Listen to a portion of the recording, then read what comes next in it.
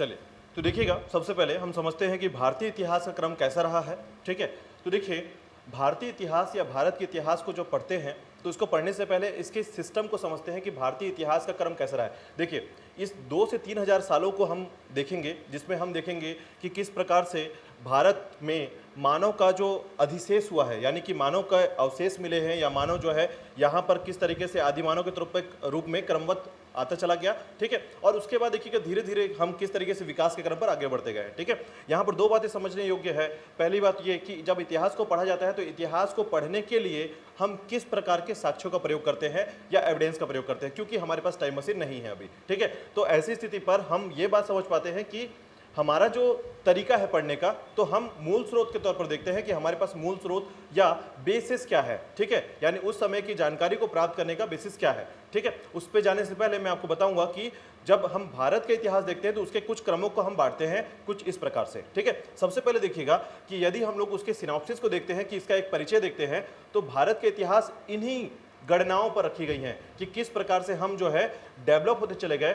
ठीक है, जानवरों से किस तरीके से हम इंसानों तक बदलते चले आए हैं। तो देखिएगा, ये जो जानवर की तरीके से आप देख रहे हैं, एक्चुअली ऐसा नहीं कि हम बिल्कुल जानवर जैसे बंदर, जैसे बहुत बार आपने सुना होगा कि बंदरों से हम बनकर आए हैं, ऐसा तो ऐसा नहीं है। बंदरों के बहुत सारे प्रकार थे। ठीक है, आपको मैं आगे जाकर बताऊंगा कि बंदरों के जैसे कि आप देखेंगे तो लंगूर बोलते हैं, चिंपैंजी बोलते हैं, गोरेला बोलते हैं। ठीक है, ऐसे बहुत सारे बंदरों के प्रकार हैं। तो एक्चुअल में जब आप देखेंगे तो हमारे पास ये जो बंदरों का जो क्रम दिखता है आपको, ये हमारा जो वंशज है। ठीक है, या हम अपने किसी वंशज को अगर देख पाते हैं तो हमको दिखेगा कि कपी आपने सुना होगा, कपी।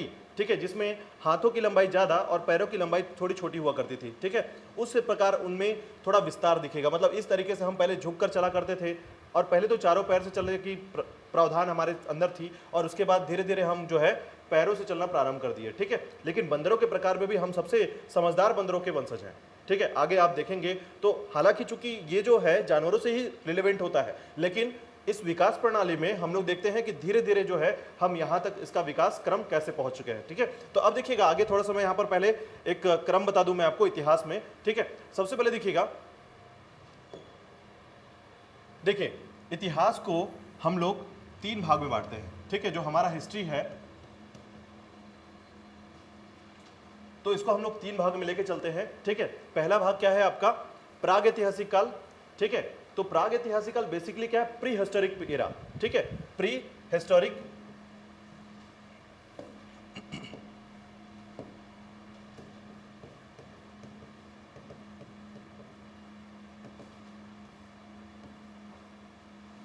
प्री हिस्टोरिक एरा या प्रागैतिहासिक काल। ठीक है, अब देखिएगा दूसरा होता है आद ऐतिहासिक काल, इसे कहा जाता है प्रोटो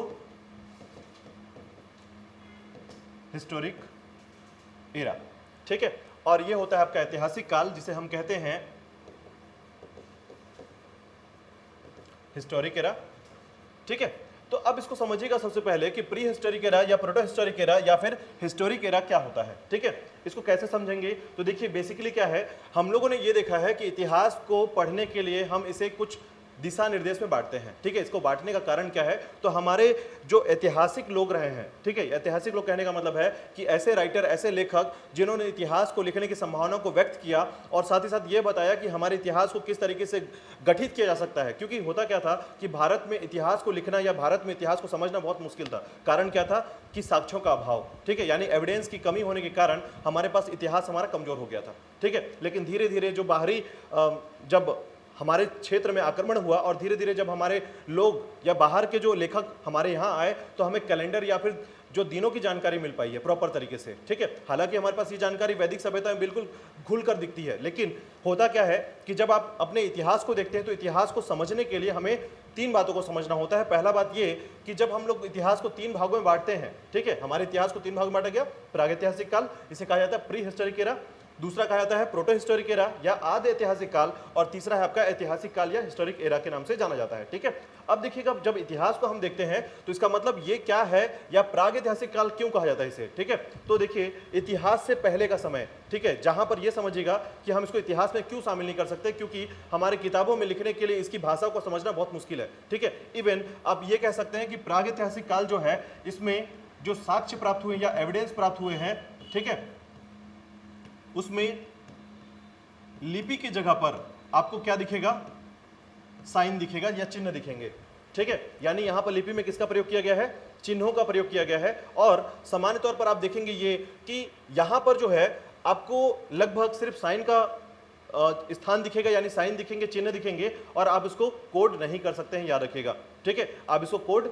नहीं कर सकते हैं, यहां पर जानकारी बिल्कुल अभाव होता है या फिर यहां पर जानकारी बिल्कुल नहीं मिल पाता है, ठीक है। इसलिए इसको कहा जाता है प्राग ऐतिहासिक काल या प्री हिस्टोरिक एरा, ठीक है। याद रखिएगा, इसको बांटने का सिर्फ परिभाषा या जो हम लोग इसको डेफिनेशन कर पाते हैं वो यही है कि यहाँ पर जो इतिहास है, ठीक है, यहाँ की जो जानकारी है हमें प्रॉपर तरीके से नहीं मिल पाई है, और अगर कुछ चिन्ह भी हमें दिख पाते हैं तो वो चिन्ह जो है बिल्कुल जानकारी के साथ जुड़ते नहीं है, ठीक है। जैसे एग्जाम्पल के तौर पर देखिएगा, शिकार करता हुआ मानव, ठीक है, शिकार करता हुआ मानव अगर यहाँ पर दिखता है तो उसकी जानकारी कैसे मिलेगी, तो एक तरीके से आप ऐसा देख सकते हैं कि कुछ इस तरीके से आपको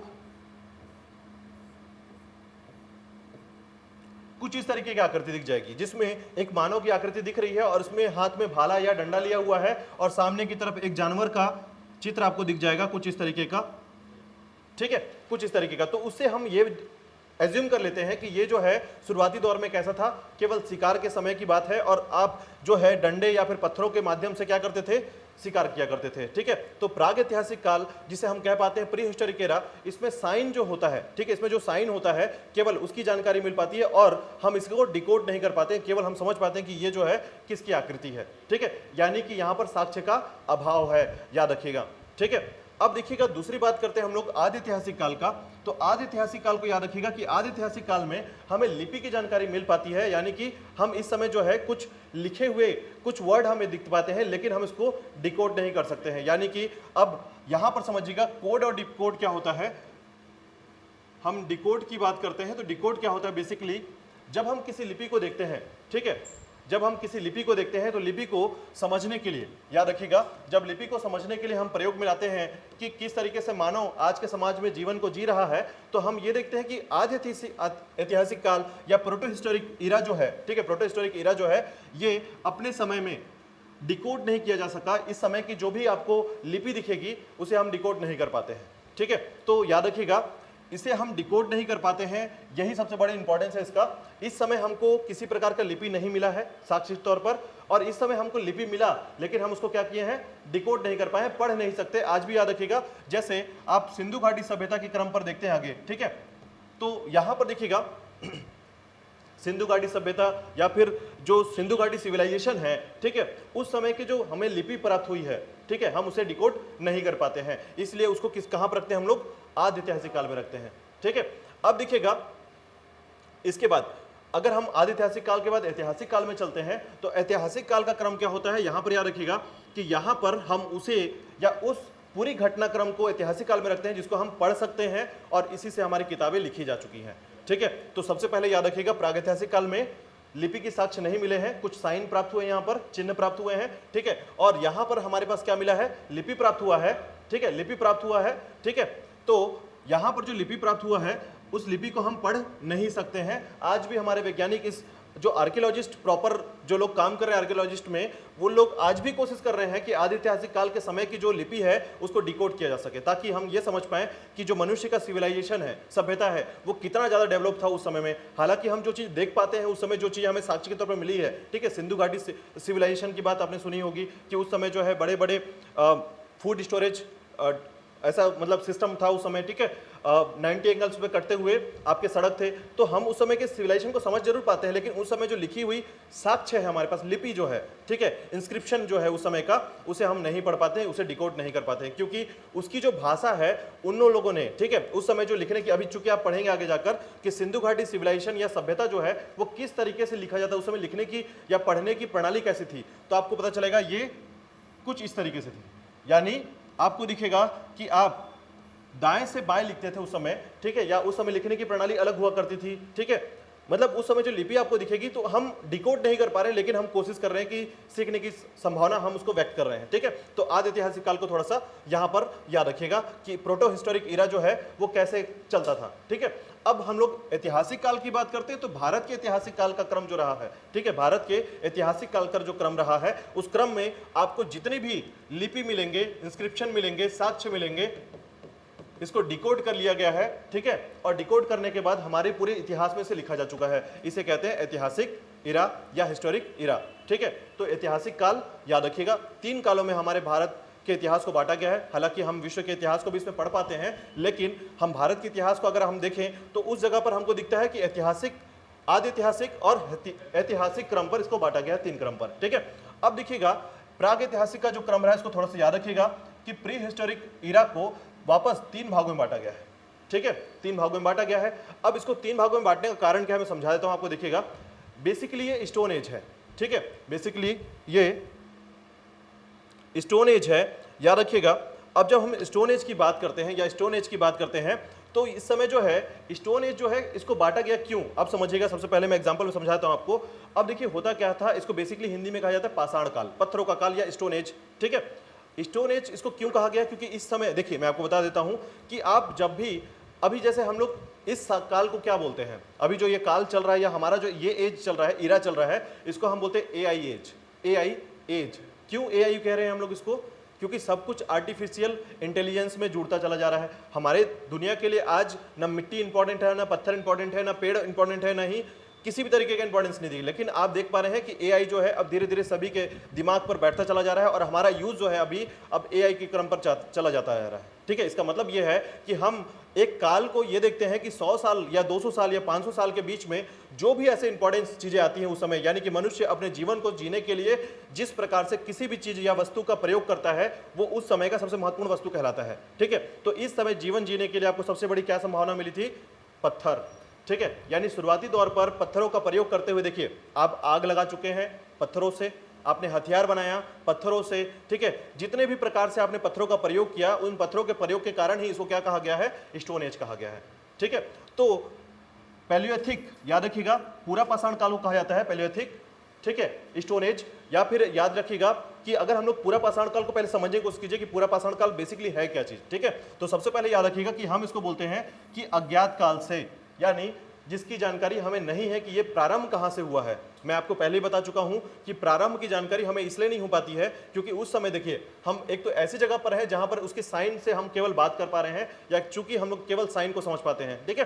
तो जब अगर हम लोग केवल साइन को समझ पाते हैं तो साइन को समझने के कारण क्या हुआ कि हम ये नहीं देख पाते कि यहां पर इसकी शुरुआत कहां से हुई है, इसलिए हम उसको क्या मानते हैं, अज्ञात मानते हैं, जिसकी जानकारी हमको नहीं है, इसको अननोन कह सकते हैं, ठीक है। अब देखिए पूरा पाषाण बेसिकली क्या है, अब इसको देखिए, इसको क्यों आपने पूरा पाषाण, मध्य पाषाण और नव पाषाण में बांटा है, इसको समझिएगा कारण क्या है। यानी जब हम लोग पैलियोथिक इरा और मेसोलिथिक इरा और न्यू स्टोन एज की बात करते हैं तो इन 3 कालों को बांटने का बेसिकली कारण क्या हुआ है। देखिए सबसे पहले जब हम लोगों ने पत्थरों का प्रयोग किया, ठीक है, तो पत्थर की साइज बहुत बड़ी हुआ करती थी और मैंने आपको बताया कि यदि आपने शेर को मारने या चीते को मारने की कोशिश की या फिर कोई ऐसे जानवर को मारने की कोशिश की जो कि ऑलरेडी मांसाहारी है, वो ये कोशिश किया जाएगा कि यदि आपने पत्थर उठाया और उसके ऊपर फेंका तो वो मरे ना मरे आप जरूर मरने वाले हैं। क्यों? क्योंकि जरूरी नहीं कि बड़े पत्थर जो है उसको पड़ जाएं और आप बच जाएं, ठीक है। तो उसके चांसेस बहुत कम हो गए कि आप शिकार अच्छे से कर पाएंगे। तो यहाँ पर बड़े पत्थरों का प्रयोग किया गया है, बड़े बड़े पाषाण का प्रयोग किया गया है, स्टोन का प्रयोग किया गया है, इसके कारण इसको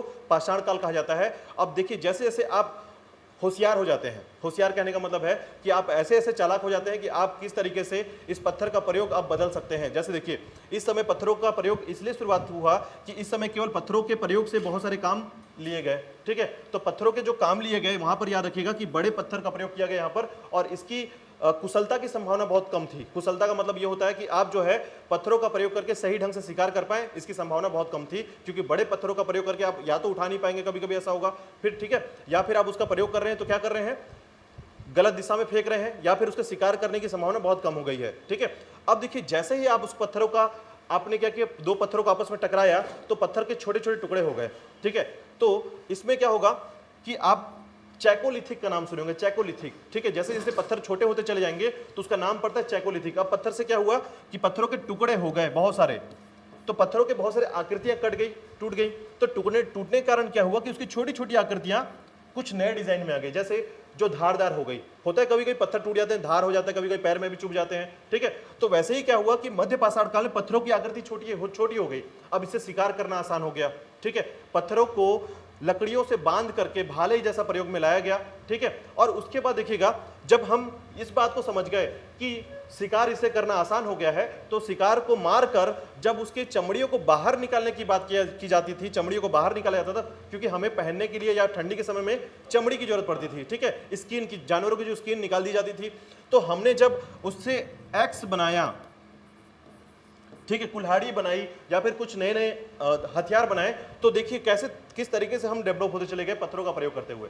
इसलिए इसको 3 भागों में बांटा गया है, ठीक है। इसे कहा जाता है पूरा पाषाण काल, मध्य पाषाण काल और नवपाषाण काल, ठीक है। बेसिकली आपको याद रखना है कि शुरुआती दौर में हम अज्ञात काल से 9000 ईसा पूर्व, अच्छा ईसा पूर्व को थोड़ा समझ लीजिएगा, ईसा पूर्व क्या होता है, ठीक है, समझिएगा। देखिए ईसा पूर्व क्या होता है, तो देखिएगा यहीं पर हम समझते हैं इसको, ईसा पूर्व को देखिएगा। एक्चुअल में हमारी जो घटनाक्रम है या कालक्रम है, जो हमारा पूरा का पूरा जो सिस्टम है, जिसे हम देखिए बेसिकली मैंने बताया कि इंडिया में इतिहास को लिख पाना बहुत मुश्किल था, क्योंकि आपको कैलेंडर की प्रॉपर जानकारी नहीं थी, ठीक है। हम लोग क्या करते थे, गुप्त संवत तरीके से हमने कैलेंडर को लाया है जरूर, ठीक है, या शक संवत तरीके से। तो हमारे जो राजा थे वो काफी लेट जो है, यानी मध्यकाल में या फिर प्राचीन काल के बहुत स्टार्टिंग में आपको नहीं दिखेगा, कहने मतलब कैलेंडर आपको नहीं पता चलेगा। लेकिन जैसे ही हमारे यहाँ यूनानी आक्रमण हुआ, ठीक है, जैसे ही आप आगे देखेंगे तो आपको कैलेंडर की धीरे धीरे जानकारी होने लगी, ठीक है। तो यहाँ पर देखिएगा बेसिकली जो हमारा जो एज है, ठीक है, जो पूरा का पूरा ईरा है वो कैसे बांटा गया है उसको आप पढ़ पाएंगे। तो ये जो है इसे कहते हैं हम लोग जीरो, ठीक है। जैसे मैथ में आप पढ़ते हैं कि जीरो के इस तरफ आएंगे आप तो माइनस वाला क्रम चालू हो जाएगा, यानी आप यहां पर अंकों को देख पा रहे होंगे, तो ये जो अंक हैं इस तरफ धनात्मक है और उस तरफ ऋणात्मक है, इधर नेगेटिव है, ठीक है, इधर पॉजिटिव है। तो अब इस क्रम पर देखिएगा ये जो जीरो है, ठीक है, इस जीरो के पास से आप समझेंगे कि जो इस तरफ जाएंगे आप, ठीक है, यानी हमारा जो क्रम है वो क्या है, इस तरफ से स्टार्ट हुआ है, हम ऐसे आ रहे हैं, ठीक है, ऐसे आ रहे हैं। तो ये क्या है, आपको ये लगेगा कि कभी कभी जब आप बोलेंगे कि मैं 400 से 300 उल्टा 400 से 300 की इरा पर बीसी में रही हूं या बीसी को पढ़ रही हूं, तो इसका मतलब आप उल्टा आ रहे हैं, आपको लगेगा 300 से 400 होता है, 400 से 300 कैसे होगा, ठीक है। लेकिन ये ऐसे क्रम पर चलता है जहां पर हम यहां से यहां तक को क्या बोलते हैं, बीसी, ठीक है, ईसा मसीह के जन्म से पूर्व, ठीक है। तो बिफोर क्राइस्ट कहते हैं, बिफोर क्राइस्ट। तो अब ये जो ईसा मसीह के जन्म से पूर्व है, इसलिए इसको कहते हैं ईसा पूर्व, ईसा मसीह के जन्म से पूर्व। तो ये जीरो से लेकर आप इधर से पढ़ेंगे तो ये आपका 9000 कहां से स्टार्ट हुआ है, इस तरफ से स्टार्ट हुआ है। तो इधर से आप देखेंगे, इधर से वापस आ रहे हैं आप, तो जैसे ही आप इसको क्रॉस कर लेंगे तो इसके बाद आ जाएगा आपका ईस्वी, ठीक है, या फिर इंग्लिश में लिखा रहेगा एडी, ठीक है, आफ्टर दैट, ठीक है।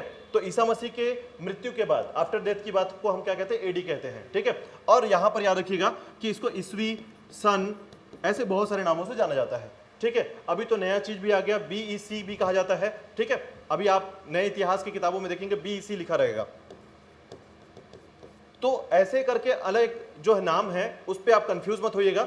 आपको याद रखना है कि इधर जो आपको जीरो से लेकर इधर को पढ़ना है वो कैसे पढ़ना है, ईसा पूर्व। जब आपके सामने लिखा रहेगा ईसा पूर्व, ईसा पूर्व, ईसा पूर्व, तो समझिए अभी हम जीरो से उस पार हैं, ठीक है। जब आप तीसरी सदी को पढ़ेंगे, यहां पर तीसरी सदी जब आ जाएगा तो आप तीसरी सदी बोलेंगे, सदी यानी ईस्वी, तीसरी ईस्वी, ठीक है। आज हम लोग 2023 सन में है या 2023 जो है, ठीक है, 2023 जो ईस्वी है हमारा ये चल रहा है, ठीक है। इसको सन बोलते हैं आप, ठीक है, ईयर बोलते हैं आप। तो ये जो है हम यहां पहुंच चुके हैं 2023 में। तो आप ये देख पाएंगे कि 9000 से लेकर इधर माइनस करते चले जाएंगे और यहां तक जब पहुंचेंगे तो लगभग आप समझिए यहां तक 9000 हो गया टोटल, और इधर आपका 2023 हो गया। तो टोटल आपके 11023 साल हम इस जीवन को पढ़ने वाले हैं, ठीक है। हालांकि आपको बता दूं कि यहां से आपको पढ़ने के लिए कोई जानकारी नहीं मिलती है, 4000 तक भी कोई जानकारी नहीं मिलेगी, यहां तक भी कोई जानकारी नहीं मिलेगी। बस आप क्या पढ़ने वाले हैं इसके अंदर, आप पढ़ने वाले हैं कि पत्थरों का प्रयोग कैसे किया जाता था या साक्ष्य कहां से क्या क्या मिले हैं, ठीक है। तो इन 3 क्रमों में केवल साक्ष्य या एविडेंस पढ़ने वाले हैं आप, जिसमें पत्थरों का प्रयोग कैसे किया गया है, इस पत्थरों का प्रयोग करते हुए हथियार जो मिले हैं, ठीक है, वो हथियार कहां कहां प्राप्त हुए हैं। बस आपको ये 2 चीजें याद रखनी है, अर्धचंद्राकर हथियार कहां मिले हैं, ठीक है, कुल्हाड़ी कहां मिला है, ठीक है। तो ऐसे करके आपको ये थोड़ा सा याद रखना है। तो यहां पर आप बीसी और एडी को थोड़ा सा याद रखिएगा कि बीसी और एडी को कैसे देखा जाता है, ठीक है। चलिए आगे देखिएगा। इसके बाद देखिएगा कि अज्ञात से 9000 को हम क्या कहते हैं, पूरा पाषाण कहते हैं, ठीक है, पहले से कहा जाता है। उसके बाद जो मेसोलिथिक है वो 9000 से 4000 वर्ष ईसा पूर्व को कहा जाता है, ठीक है, 9000 से 4000 को। और उसके बाद 4000 से 2500 ईसा पूर्व यानी 2500 ईसा पूर्व को हम कहते हैं नवपाषाण काल, ठीक है। हाँ, आपको एक बात और बता दूं कि इसको याद रखने की जरूरत नहीं है, आपको याद अपने आप हो जाएगा। क्यों? क्योंकि जब आप 2500 ईसा पूर्व को पढ़ेंगे तो इससे पहले जितनी भी क्रम रहेगी आपके दिमाग में वो खुद सेट हो जाएगा। क्यों? क्योंकि जैसे ही 2500 से स्टार्ट होगा तो आपके स्टार्ट हो जाता है क्या? आदि ऐतिहासिक काल। वहां से आदि ऐतिहासिक काल इसलिए स्टार्ट हो जाता है क्योंकि इसी समय से हम लोग सिंधु घाटी सिविलाइजेशन या सभ्यता को पढ़ते हैं। तो दिमाग पे आपके सेट रहेगा कि सिंधु घाटी सिविलाइजेशन जो है ये 2500 ईसा पूर्व से स्टार्ट हो जाता है, तो बाकी सब उसके पहले है। तो 9000 से 4000, ठीक है, पहले अज्ञात से 9000, 9000 से 4000 और 4000 से 2500 तक का समय इनका माना जाता है, ठीक है। तो जब हम लोग, अच्छा, इसको बांटने का तरीका आपके दिमाग में आ गया कि यहाँ पर हम जब अज्ञात से 9000 तक की बात करते हैं तो बड़े बड़े पत्थरों का प्रयोग किया गया है, ठीक है। उसके बाद समूह में आकर पत्थरों का प्रयोग किया गया है, ठीक है। और साथ ही साथ हमको केव मिलने लगेंगे, रहने के लिए गुफाएं मिलने लगेंगी, ठीक है। उसके बाद जब हम यहाँ पर आएंगे तो बड़े बड़े जो छोटे छोटे पत्थर हैं इसका अलग अलग नाम रखा गया कि जब इसकी आकृति देखिए, जैसे अगर मान लीजिए पत्थर की आकृति कुछ इस तरीके की है, ठीक है, एक तरफ नुकीला है, घिस कर उसको नुकीला कर लिया जा रहा है आजकल, ठीक है, मतलब उस समय की बात कर रहा हूं मैं। तो उस समय में ये जब नुकीला किया गया तो उसमें ये पत्थर का नाम अलग रखा गया है, ठीक है। फिर उसके बाद कोई पत्थर गोल है और नुकीला है एक तरफ, तो उसका नाम कुछ अलग है। तो ऐसे करके पत्थरों का नाम रखा गया यहाँ पर, ठीक है। तो उस नाम को आप यहाँ पर पढ़ते हैं नवपाषाण काल में। और इन्हीं पत्थरों का प्रयोग करते हुए एक तरफ लकड़ी में बांध कर, देखिए ऐसे पत्थर निकले और इसको बांध दिया गया पत्थर को यहाँ पर रस्सी से, अब ये बन गया कुल्हाड़ी। मतलब पत्थरों से किस प्रकार से हथियार बनाए गए वो सब आप यहां पर पढ़ने वाले हैं इसमें, ठीक है, क्लियर है। चलिए आगे देखिएगा, इसके बाद आदि ऐतिहासिक काल में स्टार्ट करते हैं, ठीक है। अब यहां पर देखिएगा तो एक बात बहुत लोगों को कंफ्यूज करता है, यहां पर समझिए क्यों, ठीक है। इसका कारण यह है कि आदि ऐतिहासिक काल की परिभाषा हमने क्या देखी है, प्रोटो हिस्टोरिक,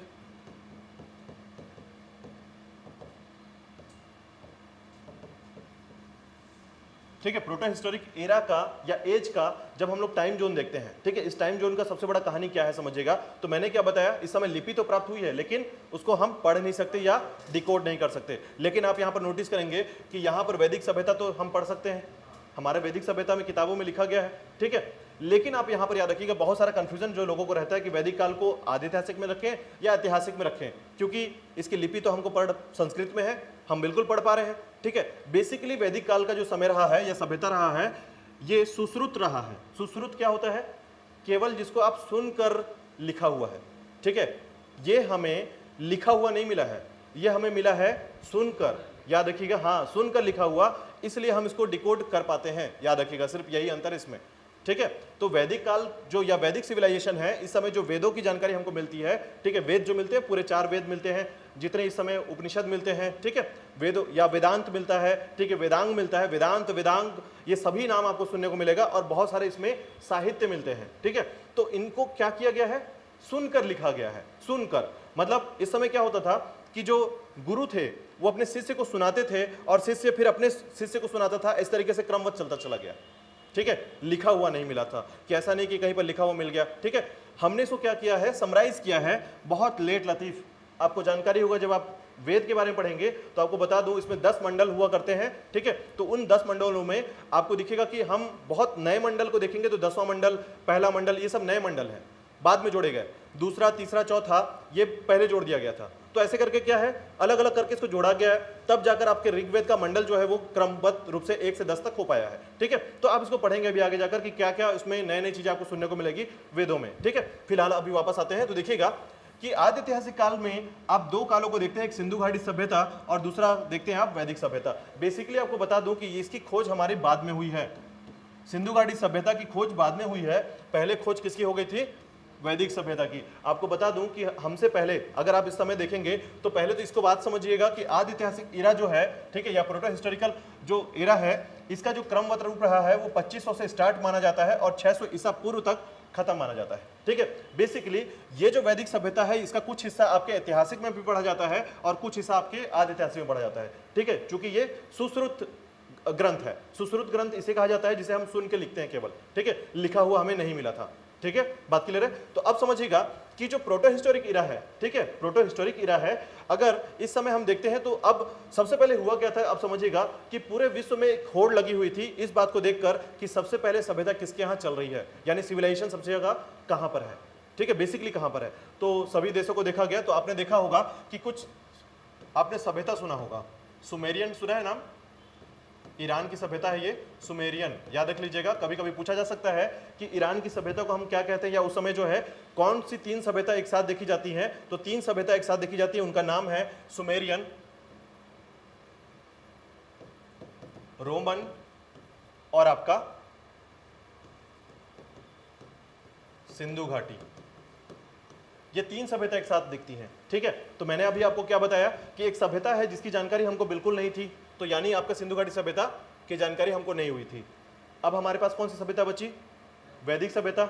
तो हमारे वैदिक सभ्यता से पुरानी सभ्यता हमको मिली सुमेरियन और रोमन, हमारी मिस्र की सभ्यता सबसे पुरानी है बेसिकली, ठीक है। तो हमारे देश के पीछे जो लोग पड़े हुए थे ये देखते थे कि हमारे यहाँ तो वैदिक सभ्यता है और हमारे लोग गांव में रहते हैं, ये गांव की सभ्यता थी, ठीक है, ग्रामीण सभ्यता इसको कहा जाता है, ठीक है। तो आपको बता दूं छोटे छोटे ऐसे एग्जाम जो आपको दिख रहे हैं ना, जैसे आपके क्वेश्चंस अभी शिक्षक में पूछा गया था कि निम्न में से कौन सी सभ्यता नगरीय सभ्यता थी, ये ऑप्शन दिया गया था, सिंधु घाटी सभ्यता, वैदिक सभ्यता, ऐसे नाम दिया गया। सोचिए इतना सरल क्वेश्चन आता है, तो कभी कभी लोगों के दिमाग में ये छोटी सी बात नहीं घुसी है कि ग्रामीण सभ्यता कौन सी है और नगरीय सभ्यता कौन सी है, तो दिमाग से चला गया, एक नंबर फ्री में चला गया, फ्री में, जो कि सिर्फ सुनकर ही याद रख लेना है, लिखने की जरूरत भी नहीं है इसमें, ठीक है। तो ऐसे क्वेश्चंस को कभी नहीं छूटना चाहिए, याद रखिएगा कि कौन सी ग्रामीण सभ्यता है, कौन सी नगरीय सभ्यता है। तो ये सिविलाइजेशन जो है, ठीक है, सिटी के तरीके से हम इसको मानते हैं। तो अब यहां पर देखिएगा कि इसकी जानकारी हमको नहीं थी, बिल्कुल जानकारी नहीं थी, ठीक है। अंग्रेजों के आने के बाद हमारे देश में, अंग्रेजों के आने के बाद हमें क्या पता चला है, सिंधु घाटी सभ्यता के बारे में पता चला है। सोचिए, यानी सन 1800 के बाद से हमको क्या पता चला है, सिंधु घाटी सभ्यता के बारे में पता चला है। और अब हम लोग जब पहले शुरुआती तौर पर जब देखते हैं तो हमको वैदिक सभ्यता की जानकारी पहले थी, ठीक है। तो हमने इसको क्या कर दिया था, बिल्कुल आदिऐतिहासिक क्रम में रख दिया था, ठीक है। लेकिन एक बार क्या हुआ कि उस बाद अंग्रेजों के आने के बाद जब हमारे यहाँ रेलों की पटरी बिछाई जा रही थी, ठीक है, जब हमारे यहाँ रेलों की पटरी बिछाई जा रही थी पाकिस्तान वाले रूट पर, ठीक है, तब जाकर कहीं घटना घटी और कुछ लोग जो कि मजदूर थे वो कहीं से ईंटा उठा कर ला रहे थे, ठीक है।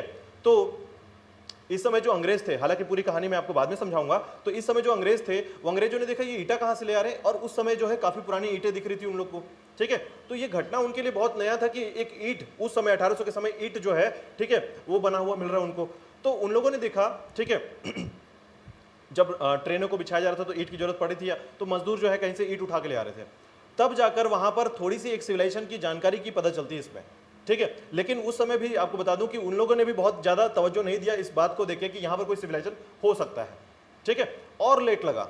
तो धीरे धीरे करके देखिए कितना लेट हुआ, और सन 1800 के बाद, ठीक है, सन 1800 के बाद हमको पता चला कि यहाँ पर विश्व की पुरानी सभ्यता भी है जो कि रोमन सभ्यता और सुमेरियन सभ्यता के साथ समकक्ष सभ्यता है। सुमेरियन के साथ तो बिल्कुल है, ठीक है, उन्हीं के साथ बिल्कुल हम देखते हैं।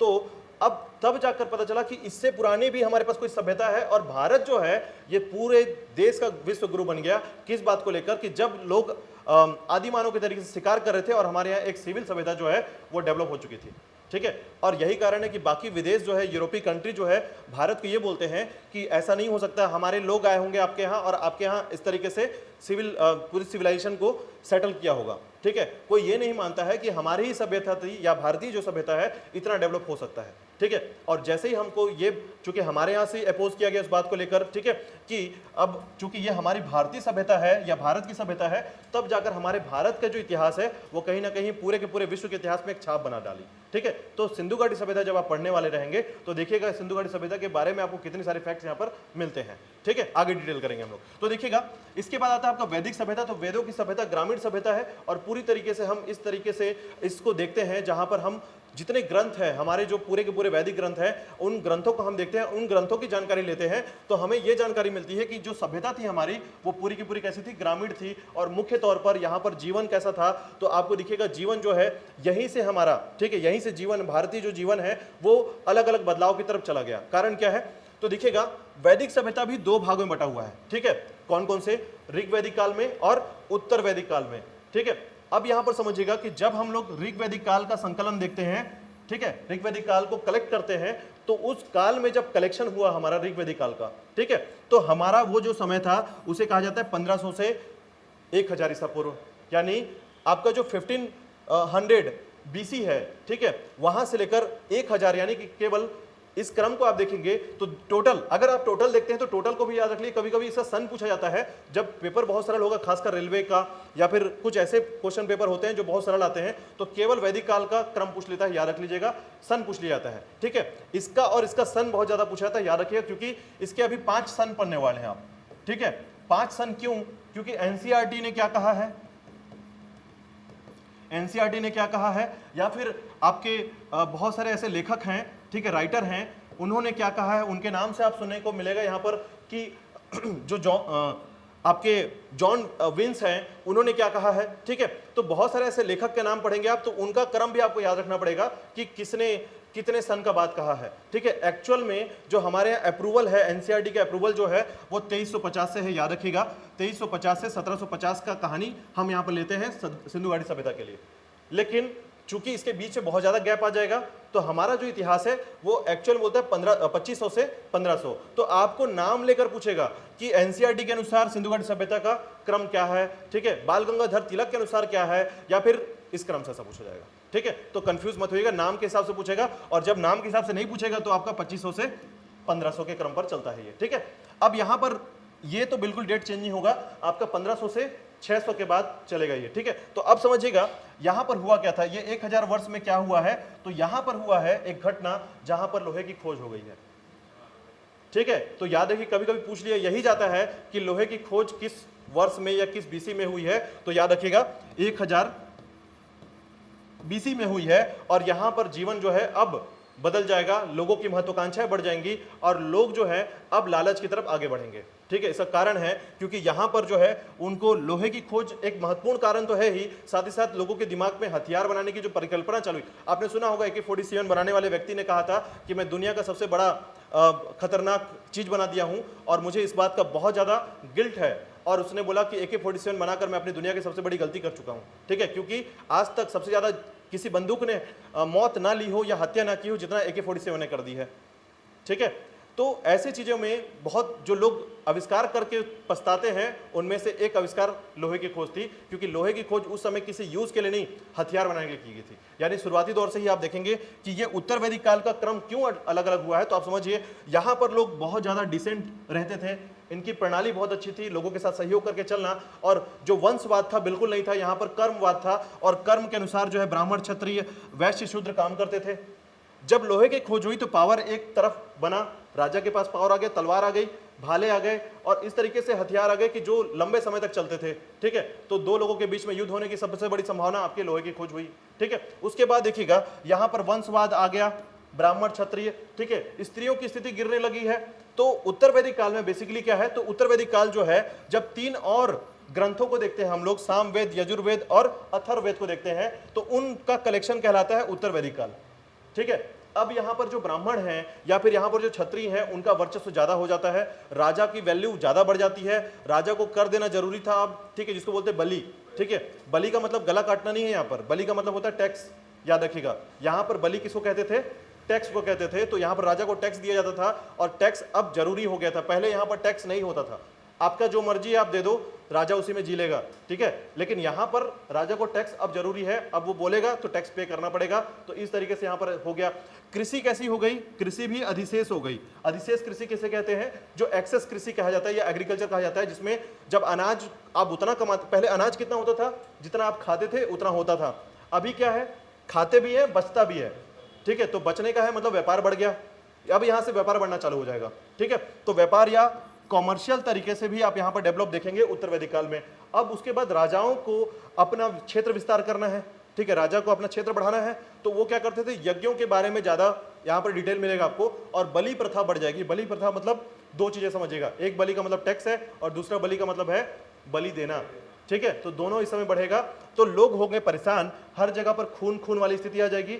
अब इसी के बाद से आपका नया धर्म उत्पत्ति होता है, जहां पर अहिंसा परमो धर्म कहा जाता है, वो है जैन धर्म और बौद्ध धर्म, ठीक है। यही कारण है कि नए धर्म की तरफ से यहाँ पर चीजें बदलेंगी, ठीक है। बात समझ में आ रही है। तो कहानी देखिए कैसे जुड़ता चला जा रहा है और कैसे आपको याद चीजें करनी है, ठीक है। इसके बाद देखिएगा आप आगे बढ़ते हैं, आगे बढ़ेंगे तो यहां तक क्लियर है बातें, ठीक है। अब देखिएगा कि जब ऐतिहासिक काल में पहुंचते हैं, क्योंकि आदि ऐतिहासिक काल कैसा काल है जिसमें लिपि की जानकारी तो मिलती है लेकिन डिकोड नहीं कर सकते, जिसे हम पढ़ नहीं सकते, उसे कहते हैं हम लोग, ठीक है, प्रोटो हिस्टोरिक एरा, ठीक है, आदि ऐतिहासिक काल।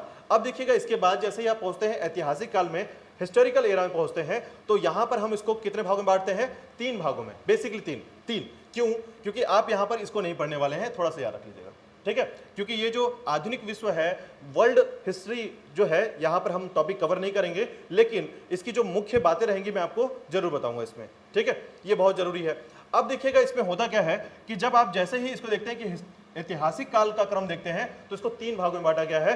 पहला काल है आपका एंशियंट हिस्ट्री या प्राचीन भारत, ठीक है, उसके बाद है मध्यकालीन भारत और उसके बाद है आपका आधुनिक भारत, मॉडर्न हिस्ट्री, ठीक है। तो इस समय देखिएगा कि प्राचीन भारत का जो क्रम रहा है, एंशियंट हिस्ट्री का क्रम रहा है, और मध्यकालीन भारत यानी कि आपका मिडवल हिस्ट्री जो रहा है, और आधुनिक भारत जिसे हम मॉडर्न हिस्ट्री कहते हैं। तो ये 3 क्रम में हम अपना ऐतिहासिक काल बांटते हैं और सबसे ज्यादा समय आपको यहीं पर देखने को मिलेगा, ठीक है। क्यों? क्योंकि मैंने बताया कि ऐतिहासिक काल क्या काल है, जहां पर हमको लिपि की जानकारी भी मिली है, साक्ष्य मिले हैं, एविडेंस मिले हैं, कॉइन, सिक्के, पुरातात्विक स्थल, ठीक है, जिसमें हम लोग आर्कियोलॉजिस्ट प्लेस कहते हैं, ये सभी इस कालों में मिलते हैं।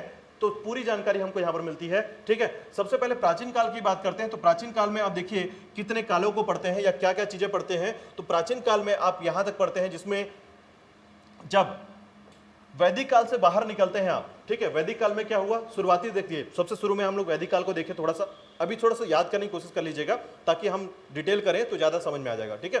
तो वैदिक काल में पहुंचे तो वैदिक काल में देखिए एक राजा हुआ करता था, उसका एक समूह हुआ करता था जिसको कहते थे जन। क्या कहते थे? जन, ठीक है। तो ये जन कहलाता था, जन, ठीक है। क्या कहेंगे? जन का मतलब क्या होता है? लोग बोलते हैं लोग जन, ठीक है। तो जन कहते थे। तो वैदिक काल में लोगों का जो ग्रुप था उसमें 10 से 20 लोग रहते थे और इसको कहते थे जन, ठीक है। लेकिन जैसे ही उत्तर वैदिक काल आया, 2 लोगों के बीच में युद्ध हुआ, चाहे वो गाय के लिए ही हुआ, वॉर हुआ। अब युद्ध हुआ तो एक दूसरे के लोग मिल गए, शामिल हो गए, क्योंकि लोग क्या करते थे, जब युद्ध हुआ तो राजा एक हो गया, 2 राजा थे पहले अलग अलग ग्रुप का, लेकिन जैसे ही एक राजा हुआ तो दोनों को ग्रुप मिला दिया गया। तो अब जो है 20 से अधिक लोग हो गए, तो उसको कहा गया जनपद। अधिक लोग हो गए, 25 लोग हो गए, 40 लोग हो गए, जनपद कहलाया, ठीक है। युद्ध हुआ था। अब जैसे ही आप यहां पहुंचेंगे तो ये बन जाएगा महाजनपद, यानी अब आपका पूरा का पूरा एक सिस्टम जनरेट हो जाएगा और आप पूरी तरीके से इसको महाजनपद कहेंगे, क्योंकि इसमें बड़े साम्राज्य की बात की जाएगी। तो यहां पर पूरा भारत जो है 16 महाजनपदों में बढ़ गया था। पूरा भारत, पहले सोचिए कई छोटे छोटे टुकड़े थे, अब धीरे से क्या हुआ, केवल 16 महाजनपद आ गया है, ठीक है। 16 महाजनपद, याद रखिएगा, 16 महाजनपद, ठीक है। तो इसको कहा जाता है महाजनपद काल, ठीक है। अब उसके बाद देखिएगा महाजनपद काल का समय जब आता है तो एक समय है मगध, याद रखिएगा, एक साम्राज्य है मगध, और मगध में लगातार 4 शासन प्रणाली रही है, ठीक है। यानी हर्यक वंश रहा है, ठीक है, मौर्य वंश रहा है, ठीक है।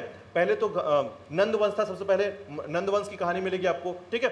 तो इस तरीके से पूरा का पूरा वंश जो है क्रमिक रूप से आता चला गया है, ठीक है। नंद वंश आया, मौर्य वंश आया, हर्यक वंश आया, ठीक है। तो इस तरीके से क्या हुआ, वंश आता चला गया कहां पर, तो यहां पर आप ध्यान देंगे कि सभी के वंश ने कहां पर रहा है, यहीं पर मगध में रह के शासन किया है, ठीक है।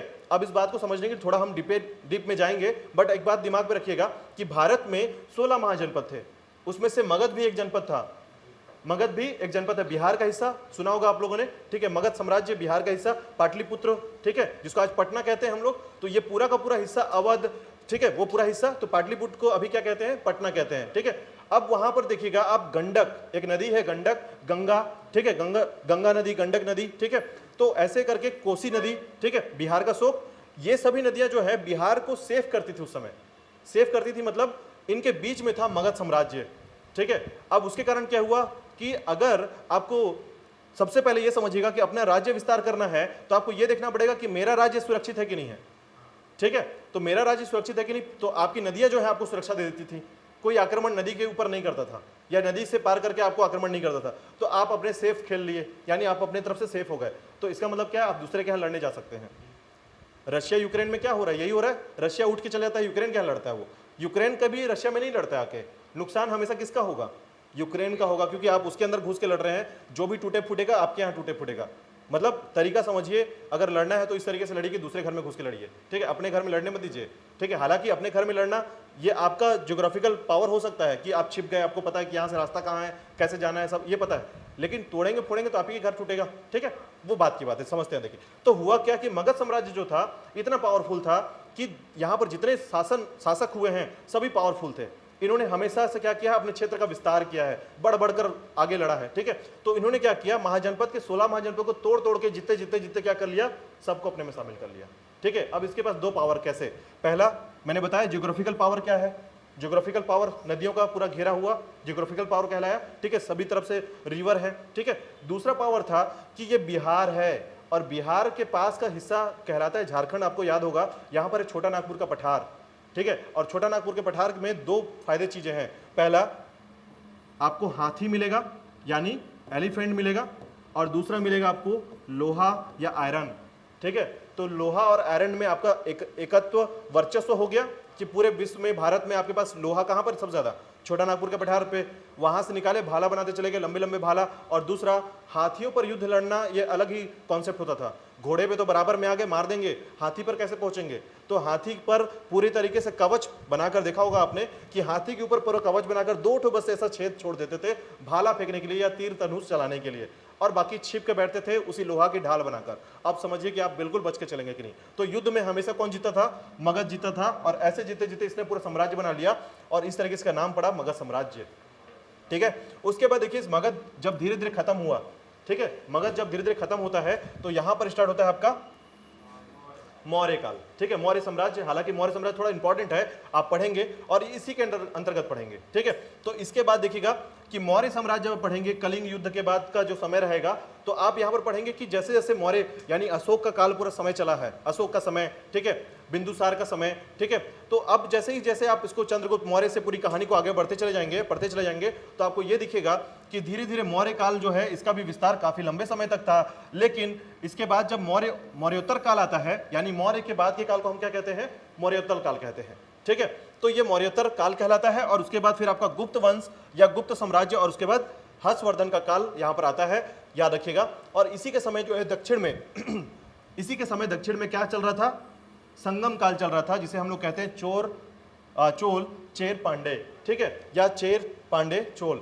तो दक्षिण का भी आपको संगम काल पढ़ना पड़ेगा। ये संगम काल क्या है, कवि सम्मेलन को हम संगम काल कहते हैं दक्षिण में, ठीक है, कवि सम्मेलन होता था उसको कहते थे हम लोग संगम काल। तो इस तरीके से आपको यहां पर ये चीजें जाननी होगी, ठीक है। चलिए आगे देखिएगा, थोड़ा सा यहां तक चीजें क्लियर है कि आप आगे जो है कैसे इसको पढ़ने वाले हैं, ठीक है। तो याद रखिएगा ये जो समय है, ठीक है, ये जो समय है इसमें सबसे ज्यादा क्वेश्चन कहां से पूछे जाते हैं मैं आपको बता देता हूं, डायरेक्टली आप समझिएगा कि इसमें सबसे ज्यादा क्वेश्चन आपके मौर्य साम्राज्य से और मगध साम्राज्य से और आपको गुप्त साम्राज्य से बहुत ज्यादा क्वेश्चन पूछे जाएंगे, याद रखिएगा, ठीक है। क्यों, अब समझिए कारण क्या है। तो महाजनपद काल का जो ये समय है, याद रखिएगा, यहीं पर बौद्ध धर्म और जैन धर्म का समय है, अभी मैंने बताया। तो ये जो समय है बौद्ध धर्म और जैन धर्म, ठीक है, चूंकि ये धर्म है, दर्शन शास्त्र से पूछा जाता है क्वेश्चन, याद रखिएगा। तो आपको एक बात याद रखना है कि यहां पर फिलॉसफी या दर्शन शास्त्र के क्वेश्चन भी होते हैं, ठीक है, बार बार पूछा जाता है, बहुत बार एक क्वेश्चन पूछा गया होगा, देखिएगा आप कि त्रिरत्न जो है किस धर्म से संबंधित है, ठीक है, ऐसे क्वेश्चन पूछे जाते हैं। तो याद रखिएगा बहुत ज्यादा क्वेश्चन आपके यहां पर रहते हैं। और इस क्रम पर आपके जितने भी क्वेश्चन, मैंने कल आपको बताया भी था कि जब भारतीय इतिहास को आप पढ़ते हैं तो पहला क्रम जो होता है वो प्राचीन भारत का इतिहास है, और आपको इससे पहले जो भी जानकारी मिलेगी, जैसे सिंधु घाटी सभ्यता या सिविलाइजेशन से या वैदिक सभ्यता से, तो उनको जोड़कर पूरा का पूरा क्रम क्या है, दर्शन शास्त्र का है, ठीक है। तो उससे क्वेश्चन आपके बनने की संभावना बहुत ज्यादा होती है, आप याद रखिएगा। और उस क्रम पर आपको यहां पर आपके लास्ट मोमेंट पर जब अगर आपको क्वेश्चन कठिन बनाना है या क्वेश्चन कठिन होना है, तो आपको यहां पर हर्षवर्धन का काल या मौर्योत्तर काल से कुछ आपके निर्माण काल को पूछ लिया जाता है, ठीक है। तो आप इतने को पढ़ने वाले हैं इसमें। और आपको बता दूं इसमें कि इसके बीच में आप क्या क्या पढ़ने वाले हैं, इसके बीच में भी कुछ घटनाएं घटेंगी जिसको बोलते हैं बाहरी आक्रमण या विदेशी आक्रमण। आपको जानकारी होगा कि सिकंदर का आक्रमण जब आप पढ़ेंगे मगध साम्राज्य के समय, आपको पता होगा, ठीक है। तो जब आप घनानंद के समय की कहानी पढ़ते हैं, ठीक है, महाजनपद काल का क्रम रहेगा, अंतिम राजा, ठीक है, जिसे पागल राजा भी कहा जाता था। उस समय 30,000 से ज्यादा उसके पास हाथियां थी, ठीक है, यानी सैनिकों का समूह जो था काफी बड़ा था। तो सिकंदर के सैनिक जो थे वो भी डरते थे उस समय कि अगर पोरस का युद्ध आप पढ़ेंगे, पोरस के युद्ध के बारे में जानेंगे, ठीक है। तो पोरस के युद्ध में लड़ने में उनको 3 से मतलब काफी समय लग गया था। तो उस समय को देखते हुए वो लोग ये सोचते हैं कि अगर हम एक छोटे राजा से लड़ रहे हैं और इतना समय हमको लग रहा है, तो वहां पर बैठा हुआ जो 30,000 सैनिक वाला जो राजा है वो तो हमारा बैंड बजा देगा, ठीक है, तो हम लड़ेंगे ही नहीं। तो वहां से वापस जाने की पूरी कहानी चालू हो जाती है। तो विदेशी आक्रमण आप यहां से पढ़ना चालू करेंगे, और आप विदेशी आक्रमण यहां पर 3 बार होगा, 2 से 3 बार अलग अलग विदेशी आक्रमण होगा, आप उसको पढ़ने वाले हैं, ठीक है। तो यहां पर बीच बीच में मैं आपको विदेशी आक्रमण भी पढ़ाऊंगा। तो देखिएगा, रिलेवेंट करके चलिएगा कि एक समय जो है हमारा ये क्रम चल रहा है, और उसी क्रम पर आपको दूसरा क्रम भी याद रखना है, क्योंकि यहां से क्वेश्चन बहुत ज्यादा पूछे जाते हैं, याद रखिएगा। क्वेश्चन बनने की संभावना, देखिए हाँ, एक बात मैं आपको बताता हूं कि जितने क्वेश्चन आ चुके हैं, 400-500 क्वेश्चन यहां से पूछे जा चुके हैं, ये 500 क्वेश्चन आपकी किताब में होंगे, आपके कॉपी में होंगे, ताकि कभी भी ये क्वेश्चन का आंसर आपसे पूछने की अगर होती है जरूरत, तो आपको आंसर बन जाएगा इससे, ठीक है। तो बाकी आपकी कहानी तो आपके सामने है, लेकिन क्वेश्चन भी मैं आपको बता दूंगा कि अभी तक 12-15 सालों में किस प्रकार से क्वेश्चन यहां से पूछे गए हैं, ताकि आपका ध्यान पूरी तरीके से बना हुआ हो, ठीक है। चलिए आगे देखिएगा। अब आते हैं मध्यकालीन भारत में, ठीक है। तो मध्यकालीन भारत जो है बेसिकली देखिएगा, ये विदेशी आक्रमण का समय है, पूरी तरीके से विदेशी आक्रमण हमारे यहाँ हो चुका था, ठीक है। और हमको ये देखने को मिलेगा कि इस समय जो है अलग अलग जगह पर कितने ज्यादा राजाओं का वंशज रहा है, ठीक है।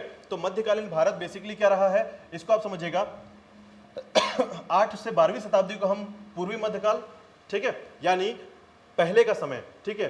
तो इसमें समझिएगा कि हम लोग प्री मिडिवल हिस्ट्री इसको क्यों कहते हैं। तो प्री मिडिवल हिस्ट्री कहने का मतलब यह है कि जब आप ये देखेंगे कि इस समय जो है, ठीक है, 8 से 12वीं सदी को हम लोग अलग क्यों रखते हैं, तो 8वीं सदी जो था, ठीक है, इस समय जो है भारत में जो यहाँ के जो राजवंश थे, ये धीरे धीरे कमजोर होते चले जा रहे थे 8वीं शताब्दी के बाद से, ठीक है। तो 8वीं शताब्दी के बाद से आपको दिखेगा कि जैसे आप 10वीं और 11वीं शताब्दी में पहुंचते हैं, तो हमारे यहाँ विदेशी आक्रमण बहुत तेज हो चुका था, ठीक है, लगातार तेज हो चुका था, और आपको दिखेगा कि उत्तर भारत से लगातार आक्रमण हो रहा था, ठीक है। तो आक्रमण के कारण आप देखेंगे तो आपको दिखेगा कि इस समय, ठीक है, 8वीं से 12वीं शताब्दी का जो क्रम रहा है, उसमें उत्तर भारत में राजपूत शासन, ठीक है, और दक्षिण क्षेत्र में चालुक्य शासन और पल्लव शासन और राष्ट्रकूट शासन इस तरीके से क्रमिक होते चले गए हैं, ठीक है। तो यहां पर एक बात समझिएगा कि उत्तर भारत का जो क्रम रहा है, दिल्ली वाला जो रीजन रहा है पूरी तरीके से उत्तर भारत का, उस समय राजपूत शासन, पाल शासन और गुज्जर प्रतिहार शासन रहा है, ठीक है। तो आपको दिमाग पे एक बात बैठा के चलनी है कि किसके समकक्ष कौन है, ये क्वेश्चन पूछा जाता है यहाँ पर,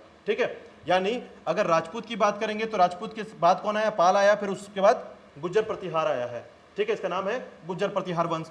दक्कन क्षेत्र में, ठीक है, याद रखिएगा ये दक्कन क्षेत्र कौन सा है, तो महाराष्ट्र के जो पूर्व क्षेत्र है, ठीक है, महाराष्ट्र का जो पूर्वी क्षेत्र है वो पूरा का पूरा दक्कन क्षेत्र कहलाता है, ठीक है। तो दक्कन का पठार आप पहले से भारत के भूगोल में पढ़ चुके हैं, तो आपको याद रखना होगा कि दक्कन का क्षेत्र कौन कौन है। तो वहां पर आ गया आपका चालुक्य वंश, पल्लव वंश और राष्ट्रकूट वंश, ठीक है। नाम याद रखना ही सबसे बड़ी चुनौती है इसमें, याद रखिएगा, ठीक है। ये नाम जो आप याद रख पा रहे हैं, तो आप देखिए बहुत ज्यादा नाम नहीं है, लेकिन एक सब्जेक्ट को पढ़ने के बाद दूसरे सब्जेक्ट पढ़ने पर इस सब्जेक्ट का नाम भूल जाते हैं आप, ठीक है, हाँ ये खत्म होता है। लेकिन अगर आप इंटरेस्ट लेके चलते हैं और इन नामों को 2 से 3 बार दोहराते हैं, ठीक है, बार बार दोहराएंगे, तो यकीनन है आपको याद हो जाएगा कि चालुक्य वंश है, ठीक है, पल्लव वंश है और राष्ट्रकूट वंश है, ठीक है।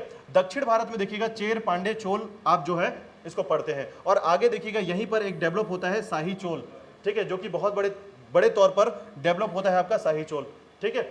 हालांकि इतिहास में इन दोनों की कहानी को जोड़कर नहीं बताया गया है, लेकिन हम ये मानते हैं और कुछ लेखक मानते हैं कि चोल वंश ही यहाँ पर क्या बन के आया है, शाही चोल आया है, ठीक है, शाही चोल, क्योंकि इसकी वैल्यू बहुत ज्यादा बढ़ जाएगी अब, ठीक है। फिर देखिएगा 12वीं से 18वीं शताब्दी में, तो देखिए आक्रमण का अस्तित्व क्या है अब, तो यहां पर देखिएगा आक्रमण का अस्तित्व यह बना कि उत्तर भारत का दिल्ली सल्तनत, फिर चौहान वंश और मुगल वंश। चौहान वंश तो पृथ्वीराज चौहान का क्रम रहा है, आप उसको पढ़ते हैं। दक्कन वंश में विजयनगर वंश, ठीक है, और बहमनी आता है।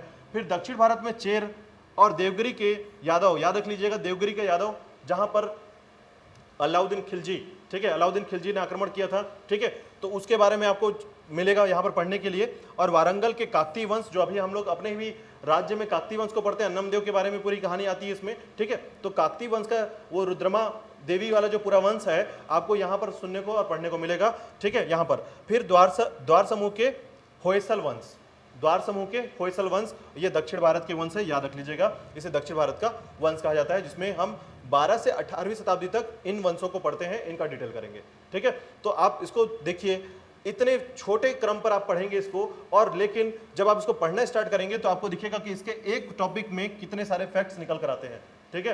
तो एक एक टॉपिक में 40-40 क्वेश्चन, 50-50 क्वेश्चन यहाँ पर डेवलप होता है, आपको उतना कम से कम कवर करना है। ठीक है, राजपूत वंश में कौन कौन रहे हैं और कैसे इनका क्रम रहा है, और उसके बाद पाल वंश, फिर गुज्जर प्रतिहार वंश, इसको पढ़ते हैं। ठीक है, आपको बता दूं कि जब आप इसको पढ़ते हैं तो आपका दिमाग जो है दो चीज़ों में जाता है, या तो बहुत ज़्यादा डिफिकल्ट लगेगा, या तो फिर सरल लगकर आपको लगेगा कि एक बार और पढ़ने पर ये बहुत अच्छा बैठ जाएगा।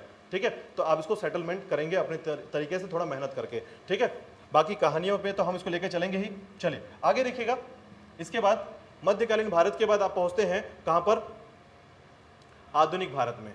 ठीक है, ये सबसे इंपॉर्टेंट है और सबसे ज्यादा क्वेश्चन पूछने की संभावना मैंने आपको पहले ही बताया था कि यहां से क्वेश्चन सबसे ज्यादा पूछा जाता है। ठीक है, इसमें सबसे पहले देखिएगा आधुनिक भारत या मॉडर्न हिस्ट्री जो है, ठीक है, इसमें सबसे पहला ही क्रम क्या होता है, यूरोपीय आगमन। ठीक है, यूरोपीय जो कंट्रियां हैं, ठीक है, वो कैसे हमारे यहाँ आगमन करती हैं, तो आपको जानकारी होगा कि सबसे पहले कौन आया था, पुर्तगाली, वास्को डी गामा पुर्तगाली था। ठीक है, उसके बाद फिर डच, पुर्तगाल के बगल में आपका स्पेन और डच, ये सब उसी के आसपास में है। ठीक है, और उसके बाद देखिएगा अंग्रेज आए, फिर उसके बाद ठीक है फ्रेंच, फ्रांसीसी, फ्रांस के फ्रेंच कहा जाता है यहाँ पर। ठीक है, तो ये चार क्रम है, इसके आगे भी आप डिटेल देखेंगे, लेकिन फिलहाल इस क्रम को याद रखा जाता है, क्योंकि इससे क्वेश्चन मैंने बताया था, अभी कल ही बताया था आपको कि इसके आगमन का क्रम पूछ लिया जाता है केवल। ठीक है, तो यहाँ पर आपको याद रखना है कि सबसे पहले 98 में पुर्तगाली, 1602 में, 1608 में, 1664 में। ठीक है, अब देखिएगा इस क्रम पर देखिएगा कि इसके बाद आप मुगल साम्राज्य का विघटन पढ़ेंगे। विघटन मतलब कैसे मुगल, अंग्रेजों के आने के बाद मुगल साम्राज्य कमजोर पड़ा। ठीक है, अंग्रेज आए तो मुगल साम्राज्य कमजोर पड़ा, और इसी कमजोर में आपको ये चीज देखना है कि यहाँ पर क्षेत्रीय शक्तियों का उदय हुआ, जैसे बंगाल में, अवध में, हैदराबाद में। ठीक है, तो आप हैदराबाद के निजामुद्दीन को सुने होंगे। ठीक है, निजामुद्दीन, और उसी के बाद आपको कर्नाटक का क्षेत्र सुनने को मिलेगा। ठीक है, तो टीपू सुल्तान वाला पूरा क्रम जो है आपको हैदराबाद में पढ़ने को मिलेगा। टीपू सुल्तान का पूरा क्रम जो है वो कहां पर है, हैदराबाद का क्रम है। ठीक है, बंगाल में आपको मिलेगा सिराजुद्दौला वाला क्रम।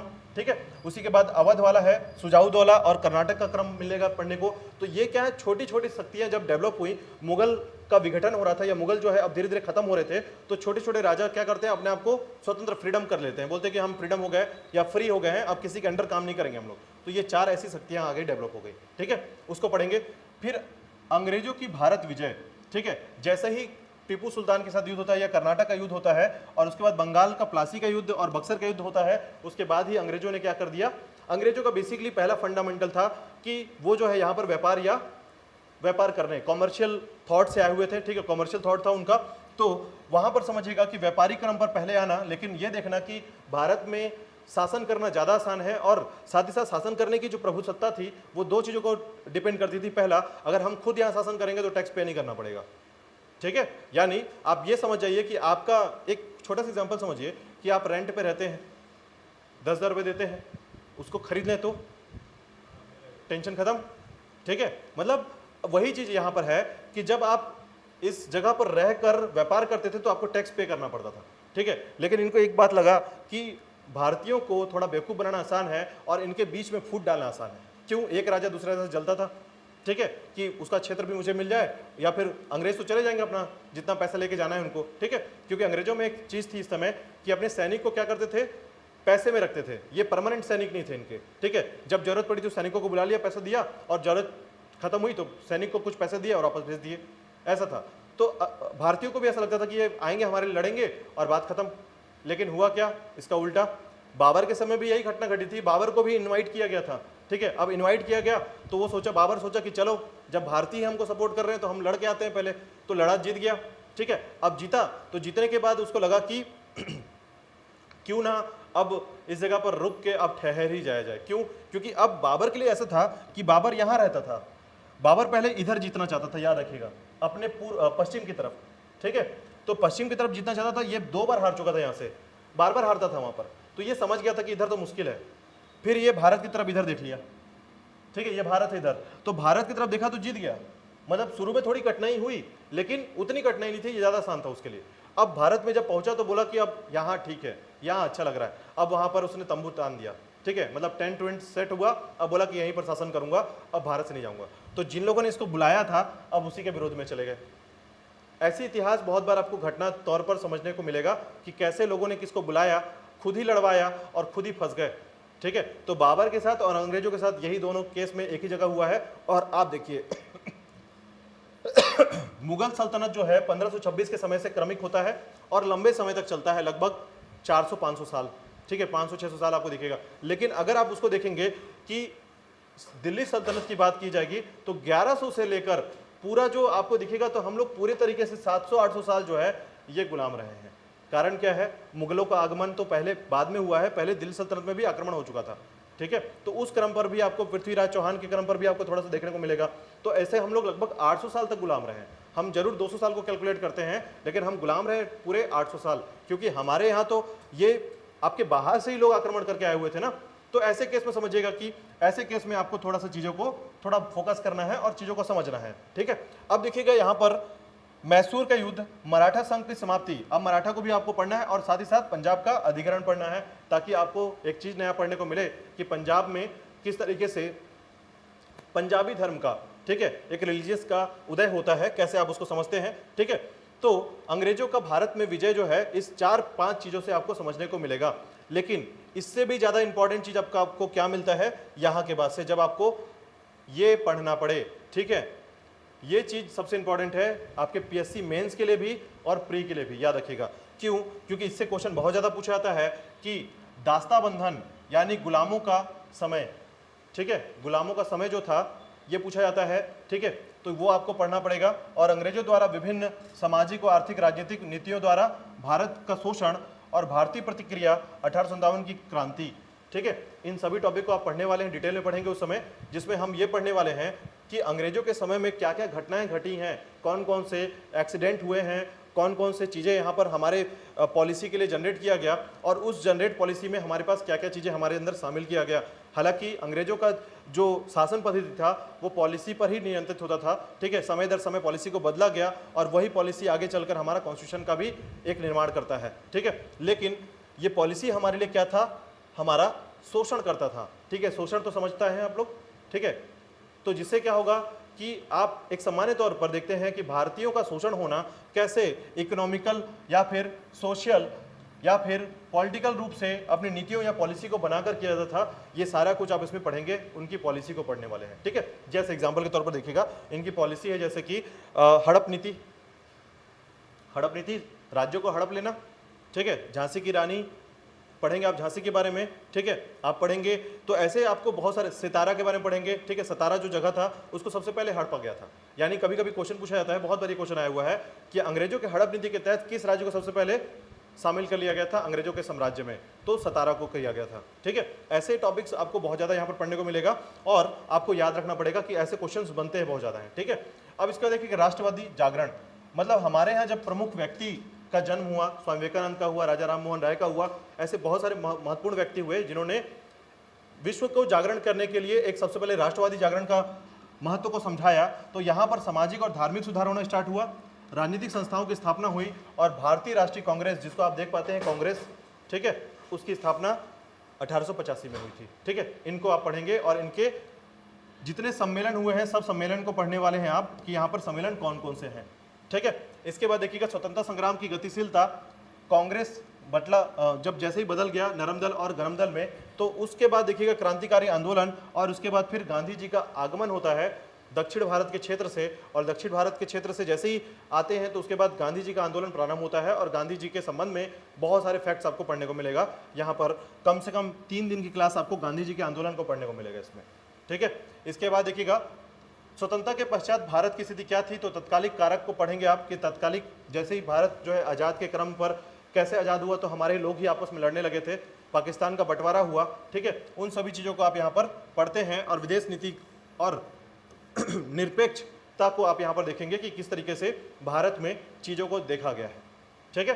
तो ये सारी चीज़ें आपको पढ़ने को मिलेगा आधुनिक भारत के क्रम पर। तो आपको बता दूं मैं कि इसको कैसे देखना है, तो सबसे ज़्यादा इंपॉर्टेंस क्या रहेगा आपका, इसमें सबसे ज़्यादा इंपॉर्टेंस जो रहेगा वो आपका इतिहास रहेगा आधुनिक भारत का, ठीक है। दूसरा इंपॉर्टेंस आपको मिलेगा प्राचीन भारत के इतिहास का, और मध्य इतिहास जो है ये थोड़ा सा बाकी दोनों से थोड़ा सा कम नंबर में कवर होता है। वर्तमान समय में इसमें नंबर कम होते हैं, लेकिन तवज्जो उतना ही देना है, इंपॉर्टेंस उतना ही मेंटेन करना है इसमें, ठीक है। चलिए आगे देखिएगा थोड़ा सा लास्ट तो ये तो था आधुनिक विश्व का इतिहास, ठीक है। आधुनिक विश्व के इतिहास के बारे में हमारे पास जैसे ही समय निकलता है तो हम इसके बारे में थोड़ा टॉपिक पर क्लियर करेंगे इसको, ठीक है। हालांकि हमारे सिलेबस में नहीं है, आपको बता दूं हमारे सिलेबस में ये नहीं है पीएससी के, ठीक है। तो इंपॉर्टेंस इसकी कम है हमारे इस सब्जेक्ट को लेकर, ठीक है। चलिए, तो उसके बाद देखिएगा हमारा जो संबंध है जिसमें हम ऐतिहासिक स्रोत की बात करते हैं, ठीक है। तो कल हम यहाँ से स्टार्ट करने वाले हैं। आपको कल का दिन और आज का दिन जो है हमारे पूरे सिस्टम को कैसे पढ़ना है और कैसे समझना है उन सभी चीज़ों के बारे में है, ठीक है। और उसके बाद कल जो है हमारा टॉपिक स्टार्ट होगा जिसमें हम लोग क्या बात करने वाले हैं कि किस तरीके से हम लोग के पास एविडेंस आया है और एविडेंस के महत्व के साथ हम देखेंगे कि भारत में इतिहास को पढ़ने के लिए किस किस एविडेंस की जरूरत पड़ती है और किस एविडेंस का महत्व बहुत ज़्यादा है और किसको हम लोग बहुत ज़्यादा हेल्पफुल मानते हैं, ठीक है। तो उस क्रम पर आप कल एविडेंस पढ़ने वाले हैं और एविडेंस के बाद आप पढ़ेंगे कि प्राचीन भारत के इतिहास के क्रम पर पुरातात्विक स्रोत कैसे हैं हमारे पास, ठीक है। उसके बाद पुरातात्विक स्रोत के बाद हम देखेंगे कि किस तरीके से डेटिंग, रेडियो कार्बन डेटिंग का महत्व है, ठीक है।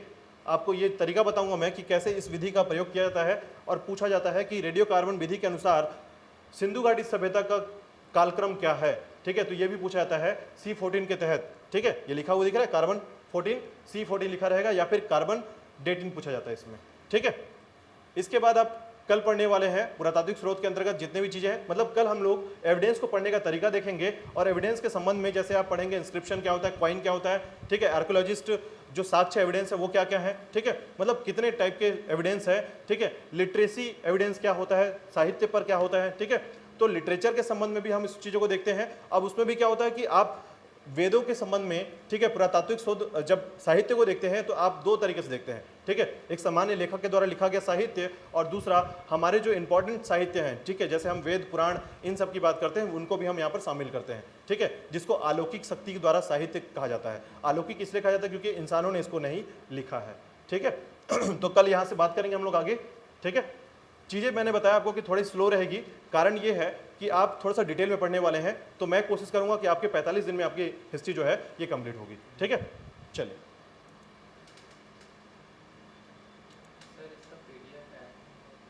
हाँ, इसका PDF रहेगा।